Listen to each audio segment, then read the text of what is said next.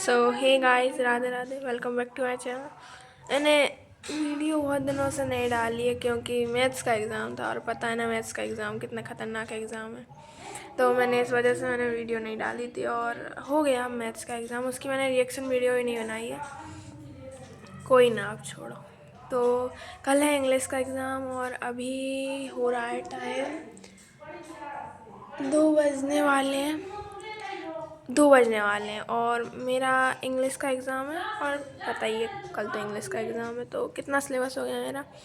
मैंने मतलब सही बताऊँ तो मैंने विस्तास कर ली है, फ्लेमिंगो भी हो गई, सारी पोएम्स भी पढ़ ली हैं। मतलब पढ़ नहीं ली हैं, मैंने लेक्चर देखा है, बस लेक्चर देखा है।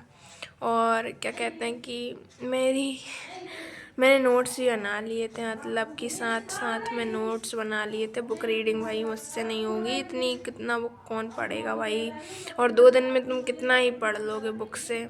इस वजह से तुम्हारा पूरा सिलेबस भी रह जाएगा। तो मैंने नोट्स बना लिए थे समरी टाइप में, ठीक है। और ये सब समझ तो मैंने लिया था, और पीछे का साउंड को थोड़ा इग्नोर करना।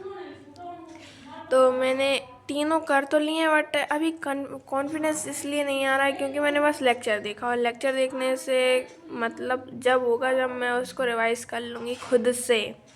जब तक खुद से रिवाइज़ नहीं करते ना तो वो कॉन्फिडेंस तो कभी आती नहीं और वो कोई मतलब भी नहीं रहता है, ठीक है।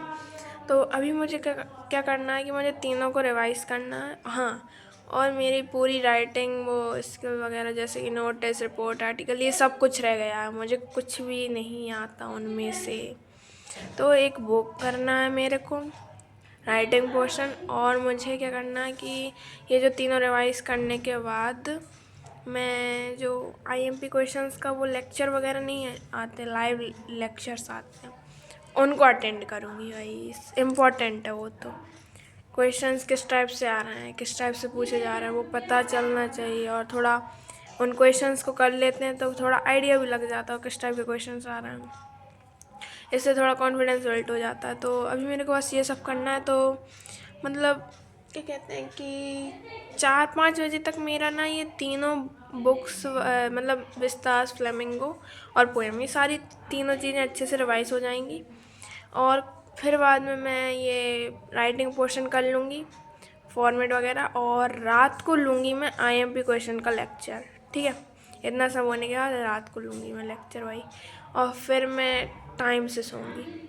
अभी तक जितने भी एग्ज़ाम हुए ना, मैंने चैन की नींद नहीं ली, और सोती थी ना तो नींद भी नहीं लगती थी मेरी। मतलब सो गए, फिर 2 घंटे बाद उठ गए, फिर सो गए थोड़ा, फिर उठ गए, मतलब क्या ही चल रहा है। तो इस एग्ज़ाम में तो मैंने सोचा कि अब इतना कर लिया रिवाइज़ करने के बाद, राइटिंग पोर्शन ही रह रहा है जो कि बिल्कुल नहीं आता मेरे को। वो करने के बाद आईएमपी क्वेश्चंस का लेक्चर लूँगी और फिर बाद में बढ़िया से सो जाएंगे भाई। भगवान करे इसमें मेरे क्या कहते हैं 60 टच करना है। अगर 60 टच कर गए ना तो फिर तो कोई टेंशन नहीं है। हाँ, फिर तो कंप्यूटर साइंस का उसमें भाई कितने दिन की छुट्टी मिली है पता भी है, 18 डेज़ की, मतलब सीधा 18 दिन की छुट्टी मिली है भाई। 29 मार्च को है वो एग्ज़ाम। पर क्या है ना कि अभी इंग्लिश का हो जाएगा ना तो मतलब पूरी तरीके से टेंशन कम हो जाएगी, पूरी तरीके से टेंशन कम हो जाएगी। तो ये वाला एग्ज़ाम तो अपन को भाई अच्छा करना ही है। 75% भाई, 75% के लिए इतनी मेहनत कर रही हूँ मैं, क्या ही बोलूँ भाई। क्यों बनाया ये 75% का क्राइटेरिया, ये भी नहीं होना चाहिए था। बच्चे बेचारे मेरे जैसे, क्या ही बोलूँ। बट ठीक है, अब क्या कर सकते हैं, अब रूल है तो रूल को फॉलो भी करना पड़ेगा। ब्रेक तो कर नहीं सकते वरना अपना फ्यूचर ब्रेक हो जाएगा। तो आप लोग भी कमेंट में बताना कि आपका कितना सिलेबस हो गया है, इंग्लिश की कैसी प्रिपरेशन चल रही है। हाँ, मैथ्स का एग्ज़ाम आपका कैसा गया? मेरा तो बहुत घटिया गया है, मैं क्या ही बताऊँ मेरा मैथ्स का एग्ज़ाम। अब मेरा मैथ्स का एग्ज़ाम में सिलेबस भी देखो मैंने क्या ही किया था। वो तो सिलेबस पूरा पढ़ लिया था मैंने 8 दिन में, बट क्या कहते हैं इंटीग्रेशन मेरा रिवाइज़ करना रह गया था लास्ट में। और डिफ्रेंशिएशन भी रह गया था रिवाइज़ करने के लिए दोबारा से, ठीक है। और बाकी जो इजी इजी चैप्टर थे, अच्छा वो मैंने लास्ट में इजी इजी चैप्टर पढ़ लिए और फॉर्मूलेज रिवाइज़ कर लिए, वरना मुझे कुछ याद नहीं आने वाला था एग्ज़ाम में। और मुझे फॉर्मूलेज याद नहीं आते हैं तो मेरा दिमाग ख़राब हो जाता है, एग्ज़ाम पूरा बिगड़ जाता। वो तो अच्छा हुआ कि मैंने लास्ट मोमेंट में एग्ज़ाम से पहले सारे चैप्टर के फॉर्मूलेज अच्छे से रिवाइज़ कर लिए थे और थोड़े बहुत क्वेश्चन प्रैक्टिस भी मैंने देख लिए थे, मतलब सैम्पल क्वेश्चन पेपर से मतलब 2024 के PYQs मैंने देख लिए थे किस टाइप से आ रहे हैं, तो मैंने उस हिसाब से क्वेश्चन भी कर लिए थे। ठीक है, तो खैर पास हो जाऊँ भगवान की कृपा से। और मेरी राइटिंग देख रहे हो, इतनी घटिया राइटिंग। खैर राइटिंग तो मेरी अच्छी थी बट जल्दी जल्दी में मेरी राइटिंग ऐसी ही आती है और मैं इंग्लिश में भी ऐसे ही लिखना पड़ेगा क्योंकि इतना लेंदी पेपर आता है ना इंग्लिश का, मैं तो लिख लिख कर ही थक जाती हूँ।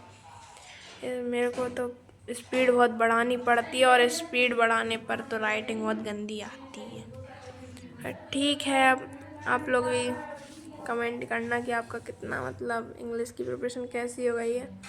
और मैं सोच रही हूँ कि मैं लाइव करूँ या ना करूँ, आप लोग बताना कि मैं लाइव करूँ या ना करूँ। खैर एग्ज़ाम के बाद देखेंगे, अब इंग्लिश एग्ज़ाम के बाद वीडियोस वगैरह भी, तो मैं इनएक्टिव हूँ, ज़्यादा एक्टिव नहीं हूँ मैं यूट्यूब पर। आज मैंने वीडियो डाली इतने दिनों बाद, तो ठीक है।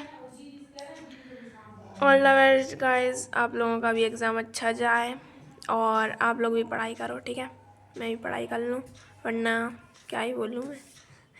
ठीक है, राधे राधे।